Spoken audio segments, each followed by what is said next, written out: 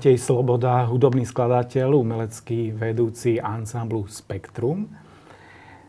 Pri takýchto profilových rozhovoroch sa usilujem vyhýbať sa takej chronológii štúdia, že po skončení tejto školy prešiel na ďalšiu školu, ale u teba by som urobil výnimku, pretože jednak si mladý tvorca, tak si blízko tých všetkých študijných čias.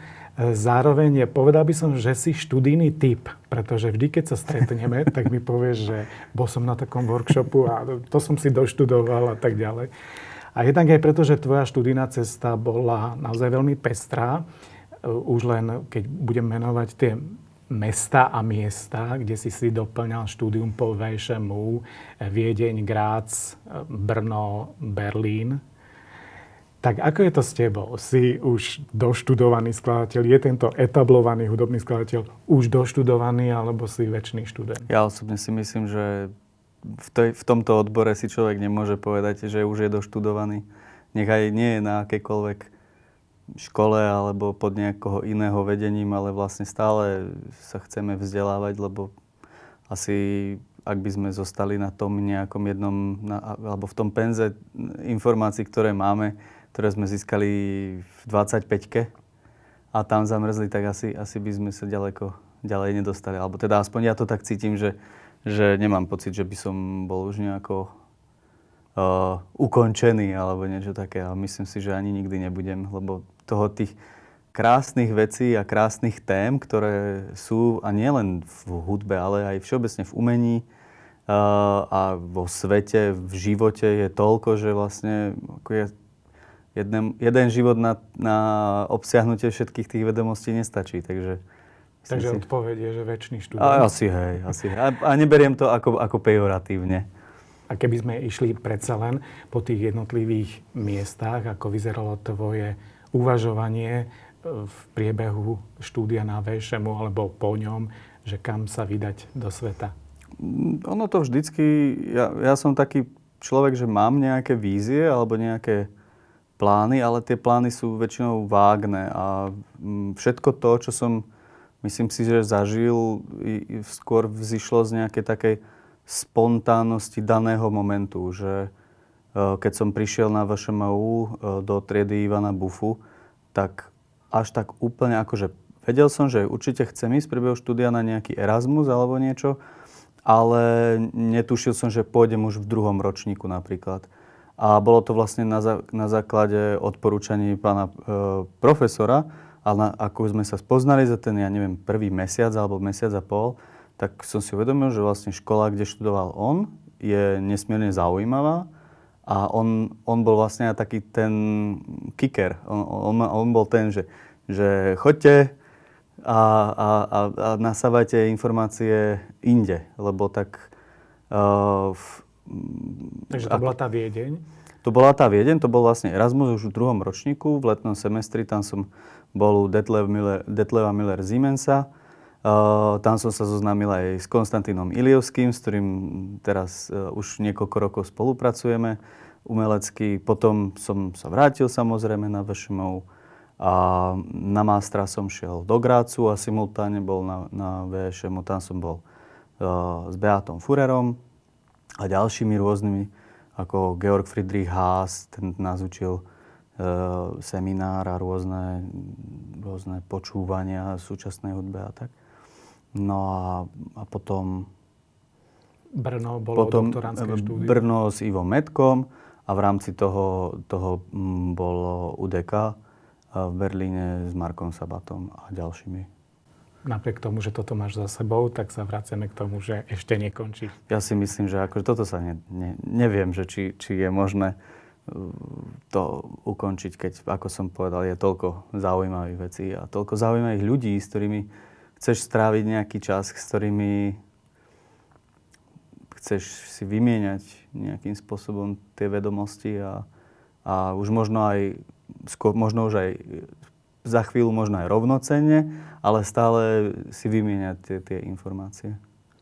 Neustále štúdium je aktuálne pre každého skladateľa, ale povedal by som, že možno ešte takým špeciálnym spôsobom pre teba Ešte tým viac, pretože tvoja hudba pracuje s mikrointervalmi, s mikrotonalitou, s akustikou, so špecifikami zvuku, ladenia a tak ďalej, že vlastne tento spôsob komponovania hudobného myslenia akoby tak obzvlášť vyžaduje neustále štúdium a možno aj ten teoretický background. Určite. A aj v zmysle interpretačného je to... častokrát sa stretávam s takým názorom, že tak poďme späť do virtuálnej zúšky a vlastne poďme sa učiť hudbu na novo a vnímanie intervalov na novo. Obzvlášť v kontexte čistého ladenia. Myslím si, že to tak je, lebo tie predstavy o intervaloch ako takých, ktoré sú okolo nás v zmysle nejakej rovnomernej temperatúry a podobných metód ladiacich je mierne iný a možno značne zdeformovaný. Že ako keby sa musíme, hoci to máme celkom pomerne prirodzene v sebe a je to pomerne dosiahnuteľné, že v zásade preto je to výhodné pre mnohých. Ale už sme si pokazili uši. Ale už sme si ako keby nie, že pokazili, ale ako keby sme zabudli na to. Ale ono to tam vždy je a dá sa to naučiť. A dá sa naučiť aj kopec, v zásade hoci, čo sa dá naučiť, len tomu treba proste venovať čas. Tak to je výzva aj pre mňa vrátiť sa do virtuálnej zúšky a zaoberať sa intervalmi v prírodzenom ladení, lebo to nie je jednoduché. Aby sme si to možno že vedeli lepšie predstaviť, ty si mi hovoril takú úsmevnú príhodu, ale myslím, že aj mohla byť veľmi zaujímavá, že si bol na takom workshope, kde ste sa stretli niekoľko chlapov, ako si to hovoril, že v nejakej telocvični a spievali ste v prírodzenom ladení. Áno, bolo to v takom mestečku na juhu Estónska Pärnu. Bola to aktivita Schönbergovej asociácie estónskej. A konkrétne sme nespievali úplne v čistom ladení, ale trénovali sme spievanie v rovnomernej 22-tónovej sústave temperovanej, ktorá má mnohé zaujímavé intervaly, ktoré sa nachádzajú aj v čistom ladení, ale ako každá rovnomerná temperatúra, tak má nejaké isté svoje neduhy a kompromisy. Ale v zásade... Ako to išlo? Tak našim cieľom, ako aj povedal vedúci toho celého, Hans Gunther Lock, že cieľom nie je úplne v rámci tých 10 dní, alebo koľko sme to cvičili, nie je dosiahnuť totálnu klaritu, ale dosiahnuť snahu k tej klarite. Že nájsť nejaké metódy, prostriedky, spôsoby, akým spôsobom sa to dá učiť, akým spôsobom. Samozrejme, že keď budeme hrať keď hráme na čistých nástrojoch, čisto ladiacich nástrojoch, temperované, alebo teda intervaly, ktoré sú podobné intervalom čistého ladenia, tak ich prirodzene budeme ladiť prirodzene do čistého ladenia. Jedine, ak máme nejaký fixný nástroj, ako nejaký orgán, klavír alebo niečo, ktorý je naladený na to, tak samozrejme to nejakým spôsobom doladíme. Tak ako keď sa, zbor, keď spieva s klavírom, alebo Sláčikové kvarteto, keď hrá s klavírom, alebo vlastne hocičo, čo má nejaké fixné ladenie. Že nie je to akoby nelegitímne, ale... Nie. Práve, že... Prírodzené ladenie má byť prirodzené. To znamená, že možno, že nie je vždy úplne presné, alebo... Práve, že výhoda čistého ladenia je, že mnoho tých intervalov, samozrejme sú aj náročné intervaly, ale mnoho tých intervalov sú naladiteľné úplne uchom. A to je tá krása toho.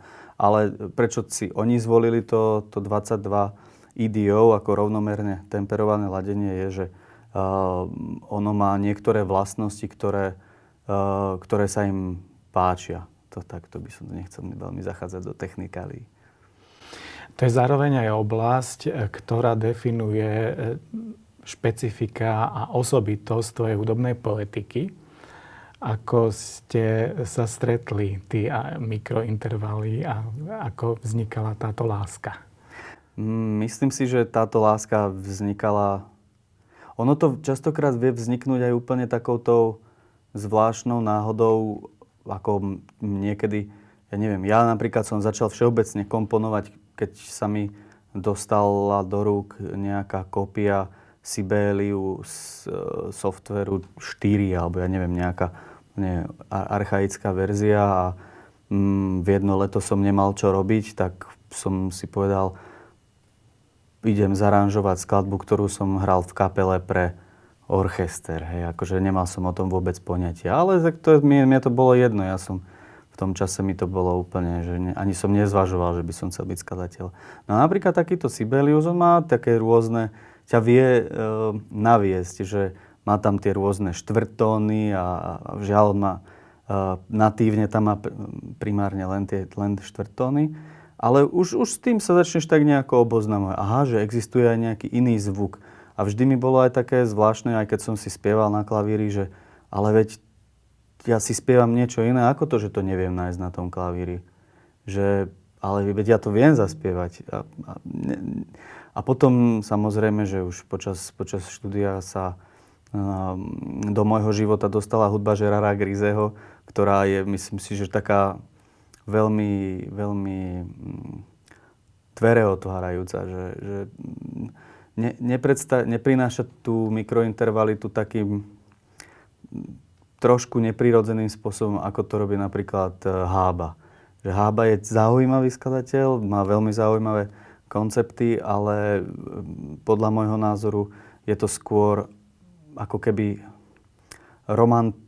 alebo nejaká postromantická hudba, na ktorú je natlačená tá mikrointervalita. So štvrtónmi, so šestinotónmi a tak ďalej. A tým, že Grize vychádza v zásade z čistého ladenia, tým, že je to aj úplne iný zvukový svet, zrazu sa ti to otvorí do takého iného. A samozrejme potom nejaký James Tenney a všetci už potom Radulescu a podobne. Ale tak myslím si, že keď by sme chceli dať nejaký taký hlavný bod, tak tí francúzski spektralisti, myslím, že tam boli úplne najdominujúcejší pomerne dlhú dobu. A potom som objavil Bena Johnstona, čo bol taký americký skladateľ ktorý sa venoval prakticky výhradne v čistému ladeniu.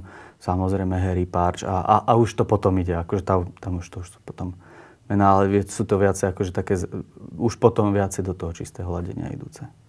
Čiže okrem konkrétnych mien a týchto inšpirácií, tak to bolo aj, napadlo mi taký pojem z pedagogiky, že problémové vyučovanie, že akoby tvoja zvedavosť riešiť problémy, sám si položil teraz niekoľko otázok, že ako je možné, že ja spievam niečo iné a na klavíri sa to nedá a tak ďalej. Takže takto nejako vyzeralo aj tvoje hľadanie. Človek, keď počúva tvoju tvorbu, tak má pocit, že si našiel to, čo ti vyhovuje a že sa v tom cítiš dobre. A niekedy je to aj príjemné v tom, že jedna skladba sa prelieva do druhej, ako by si písal jednu veľkú, nekončiacu sa skladbu. V tvojej hudbe hovorili sme hlavne o mikrointervaloch, ale je to aj statická hudba, takýto pojem, ktorá sa rozvíja veľmi nenápadne. Je sa tam veľmi veľa, ale na prvé počutie možno nie. A tak je to naozaj aj tak, aj ty to tak cítiš, že je to hudba, ktorá ti vyhovuje a v ktorej si sa našiel a v ktorej sa pravdepodobne budeš dlhšie obdobie pohybovať.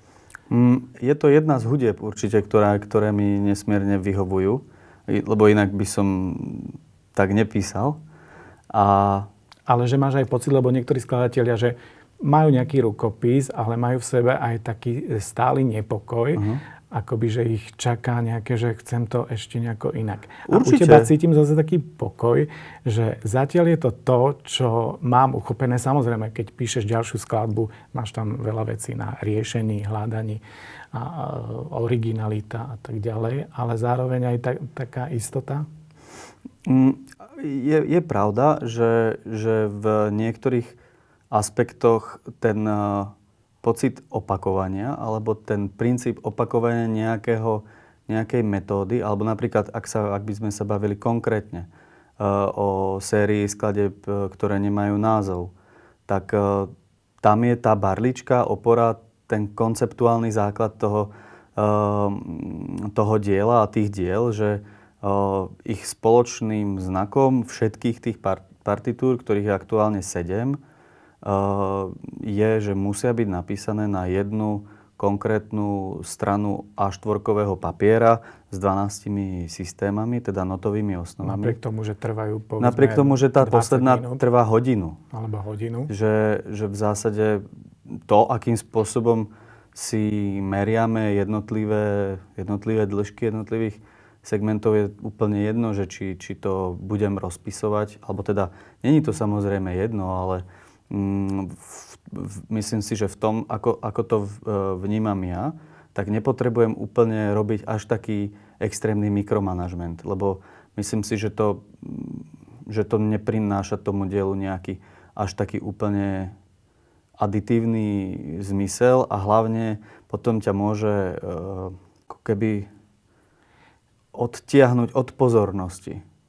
Mm-hmm. Vieš, že zrazu píšeš hodinovú vec, ale písal by si ju tým klasickým spôsobom, že máš rytmus, robíš ligatúry a robíš všetky tie mikromanažmenty, tak myslím si, že keď by som to robil tak ťa to môže odlákať na nejakú inú cestu, lebo tam možno vymyslíš nejaký nový, nejaký mikromotív, ktorý ťa začne viacej zaujímať a tým pádom ti to odíde od toho cieľa, ktorý je, že vytvoriť napríklad nejaký proces. Myslím si, že takým jednotniacím prvkom a je jedno, že či je to úplne mikromanažmentom komponovaná hudba alebo takáto jednostránková partitúra alebo dokonca aj slovná partitúra, tak tým jednotiacím prvkom je budovanie procesu. Čo myslím, že mnoho hudobno-teoreticky by sa to tým pádom dalo možno, že aha, tak toto je niečo, čo si zobral od Reicha alebo niečo. Ja osobne to až tak, ja tam skôr cítim toho Griseho, ktorému tiež ide o ten jeden proces, kde cítiš, že áno, ide to týmto smerom a ide to tam stále, až kým to tam nepríde a potom sa stane niečo iné. Že toto je mi veľmi blízke, že musí mať vytýčený ten cieľ, že kam to smeruje a ako to skončí a čo sa tam presne bude diať.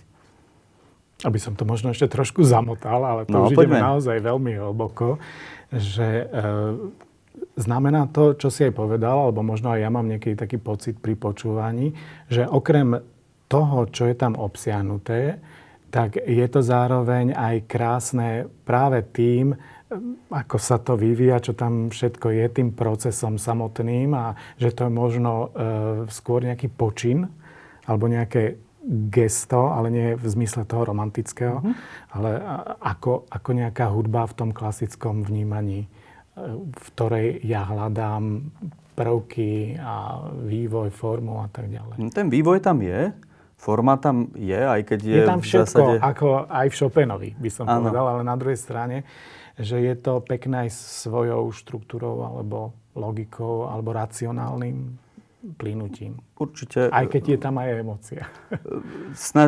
Jeden skladateľ, Rafael Cendo, mi povedal raz, že by som sa mal snažiť nájsť rovnováhu medzi Dionýzom a Apolónom.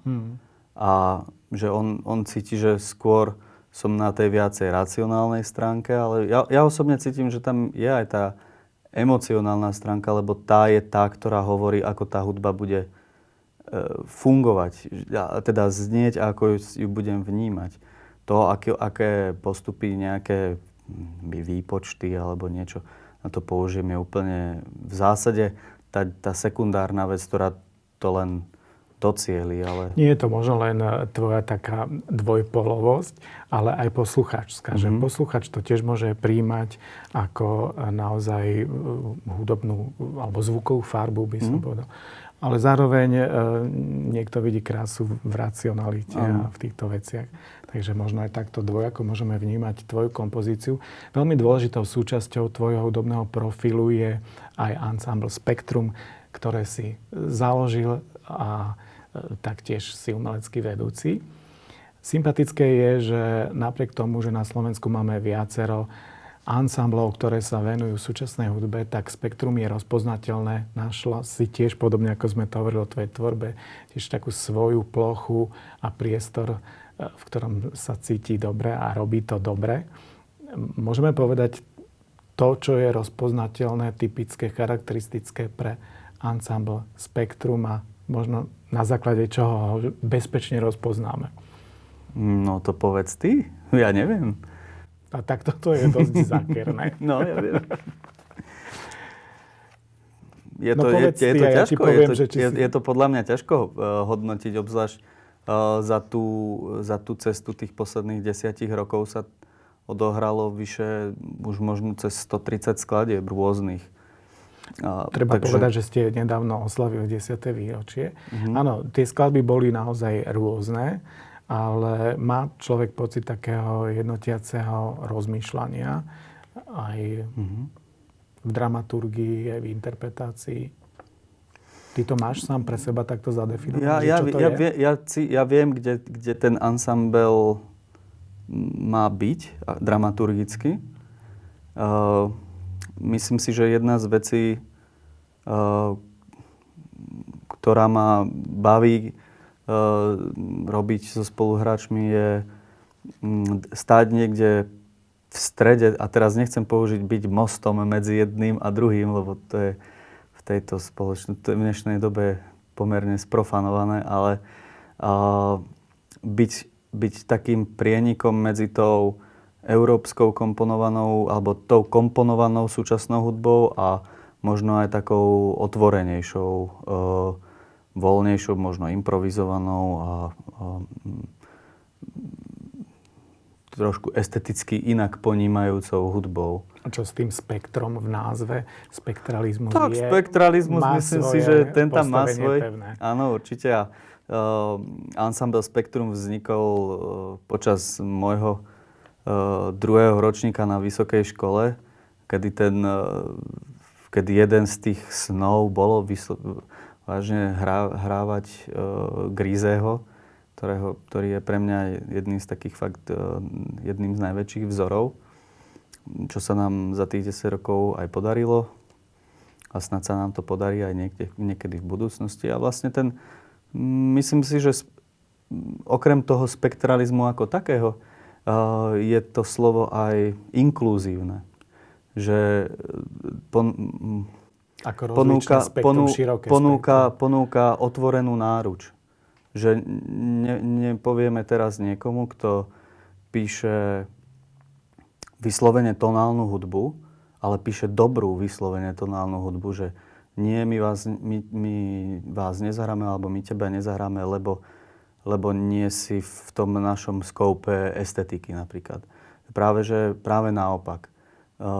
Aj zrovna dnes sme mali žúri na náš nový album, ktorý celý ten Call for Scores bol vymyslený za cieľom objaviť iných autorov mimo môjho vlastného rámca. Lebo tak samozrejme, ja mám nejaký vlastný vkus a tendujem byť priateľ s podobnými pravdepodobne ľuďmi. Že ak by mi teraz niekto začal hovoriť nejaký úplný opak toho a byť napríklad nejak agresívny alebo niečo, tak pravdepodobne nevznikne nejaká interakcia.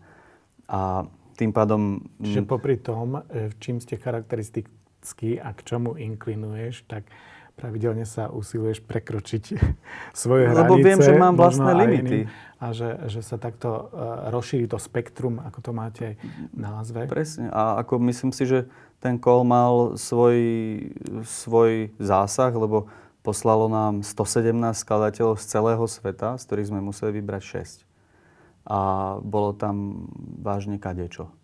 A to je super, lebo tým pádom sa nebudeme uzatvárať v nejakých vlastných bublinách. Myslím, že to je vlastne tá najhoršia vec, ktorú môže umelec spraviť, alebo asi aj človek.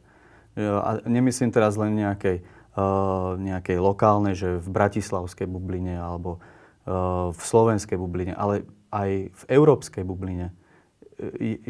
Že napríklad ja by som veľmi rád chcel spoznať mladých skladateľov z Argentíny, ale nepoznám, lebo som sa nestretol nejakým spôsobom. A toto je nejaká forma, akým spôsobom sa možno s tou hudbou zoznámiť a možno ju zahrať. Tak ti prajem, aby sa ti podarilo tie bubliny rozširovať, spektrum rozširovať na nové objavy aj teda v tvojom ansambli Spektrum, aj v tvojej skladateľskej činnosti. A nech sa ti darí aj naďalej robiť ten zázrak, ktorý ja vidím v tom, že tvoja hudba je veľmi náročná, ale zároveň si razí cestu aj tým, že oslovuje ľudí. Dokazom je napríklad, že v rámci Radiohead Awards si bol nominovaný dokonca v 2 kategóriách, aj v experimentálnej hudbe, aj v klasickej hudbe, že je to hudba, ktorá by za normálnych okolností mala osloviť len zo pár ľudí, a tebe sa darí naozaj oslovovať širšie publikum, tak sa veľmi teším, že súčasná hudba žije aj týmto spôsobom. Ďakujem veľmi pekne.